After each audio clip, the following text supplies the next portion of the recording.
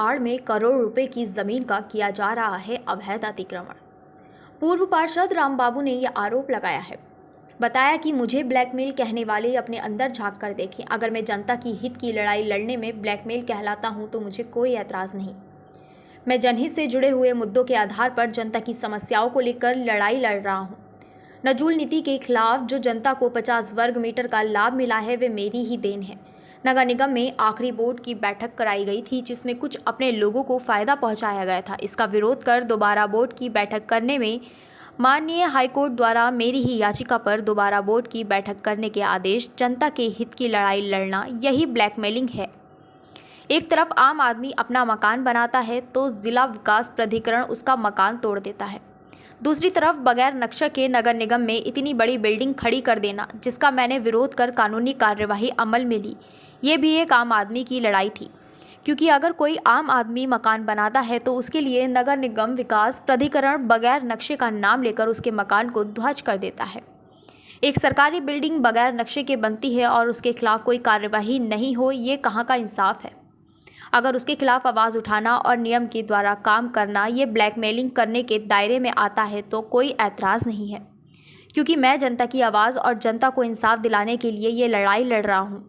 उसी कड़ी में ऐसे भूमाफिया जो कैपी गंगवार जैसा है, भूमाफिया है जो लोगों को ब्लैकमेल कर लोगों से पैसा ऐंठने का काम करता है। सरकारी एवं पुलिस विभाग के लोगों से भी इसने पैसा लूटा है। आइए पूरा मामला क्या है सुनते हैं पूर्व सांसद रामबाबू से। मानहानि का मुकदमा डालूंगा इसके ऊपर। 1 करोड़ रुपए की मानहानि जो कहते हैं समाज के हक में मैं लड़ाई लड़ रहा हूँ, इससे तो आम पब्लिक जो कहते हैं अन्याय जुर्म शोषण अन्याय के खिलाफ जो लड़ने की कहते हैं सोचेंगे उनका मनोबल टूटेगा। लेकिन मेरा मनोबल टूटने वाला नहीं है। मैं जैसे कानून का ये नहीं पता कितने लोगों को भुगत चुका हूँ।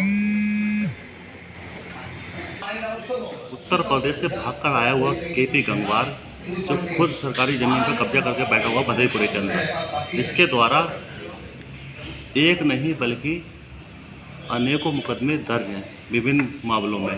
ठीक है, अगर मेरे द्वारा मान लीजिए कहीं पर सरकारी ज़मीन पर कब्जा हो रहा है, अगर उस कब्जे को रुकवा कर प्रशासन को अवगत करा कर रुकवाया जा रहा है, सरकार की संपत्ति खुद होने से बचाई जा रही है, तो अगर इसे ब्लैकमेल कहते हैं तो मुझे कोई ऐतराज़ नहीं है। नगर निगम रुद्रपुर के अंदर जो अभी बोर्ड की बैठक हुई थी, गलत प्रस्ताव पास किए गए थे 40 वार्डों के, उसको माननीय उच्च न्यायालय तक मैं लेके गया। माननीय उच्च न्यायालय के आदेश पर अगर उनको दोबारा से बोर्ड के प्रस्ताव पास कराने पड़े तो अगर इसको भी इस जैसे लोग ब्लैकमेलर की श्रेणी में लाते हैं तो मैं ब्लैकमेलर 50 गज 100 गज 150 गज 200 गज पर जो आम पब्लिक रह रही है उसको मालिकाना किसकी वजह से मिला ये उसको पता नहीं है, जानकारी नहीं है। अगर मैंने जनहित याचिका दायर नहीं की होती हाई कोर्ट और माननीय सर्वोच्च न्यायालय में, आम पब्लिक के लिए लड़ाई नहीं लड़ी होती तो यह सरकार 50 गज देने के लिए मंजूर नहीं होती। इससे पहले भी तो सरकारें रही हैं, तब क्यों नहीं दिया 50-50 100 गज इनको कहते हैं फ्री में। अभी भी दी नहीं है किसी को, सिर्फ कार्रवाई कर रही है, दिखा रही है। हो सकता चुनावी एजेंडा हो, इसीलिए मुझे पॉलिटिशियन लोगों ने बाहर करवाया था, माफिया लॉबी ने पूरी ने मिलकर। अब मेरे द्वारा जो कहते काम किए जा रहे हैं जनहित के, जनता के हक में और शासकीय हित में।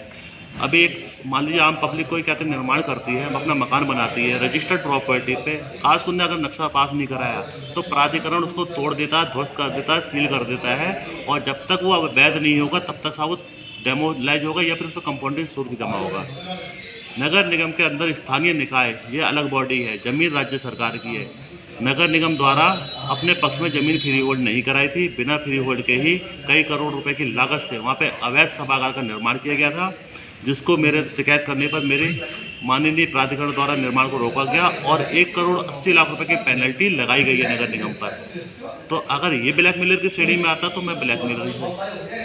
मुझे ऐसे ब्लैकमेल जाते जो तमले दिए जा रहे हैं उससे मुझे फ़र्क नहीं पड़ता है। जो मुझ पर ब्लैकमेलिंग का कहते आरोप लगा रहे हैं वो अपने गिरेबान में तो झाँक के देखें। ये उत्तर प्रदेश में भाग के आने के बाद भदईपुर में मकान बनाया, मकान बनाने के बाद में भूत बंगले के काजल राणा शादीशुदा महिला के साथ अवैध संबंध स्थापित करता है और उससे एक नाजायज बच्चे को उत्पन्न करता है। उत्पन्न करने के बाद में पहली वाली पत्नी को जब पता चलता है उसको कहते मौत के घाट उतार देता है, गलत मेडिसिन के माध्यम से शोषण उत्पीड़न करके। उसके बाद में एक महिलाओं का संगठन तैयार करता है और ज़मीनों को खुर्दबुर्द करने, चोरी करने, इस तरह के तमाम सरिया चोरी के मामले में जेल गया है। कई ज़मीनों को अपने कहते हैं ज़मीनें बताकर सरकारी ज़मीन को अपनी बताकर कईयों को ये बेवकूफ़ बनाकर लोगों से पैसे ऐंठ चुका है। और जो मेरे द्वारा जो कहते हैं अभी प्रेस नोट जारी किया गया उसके अंदर एक एग्रीमेंट को संलग्न किया गया है एक साक्ष्य के तौर पर। इस तरह के और भी कई मामले इसके 1 दर्जन से ज़्यादा रमपुरा चौकी के अंदर इसके खिलाफ तहरीरें पड़ी हुई हैं, लंबित जांच चल रही है जिनके अंदर, और कुछ मुकदमे इसके खिलाफ थाना कोतवाली रुद्रपुर में दर्ज है। इसके साथ साथ आसपास की जो थाना चौकी हैं, जनपद हैं, उनमें भी मुकदमे दर्ज हो रखे हैं। ऐसे लोगों के आरोपों से मुझे क्या फ़र्क पड़ रहा है? मैं तो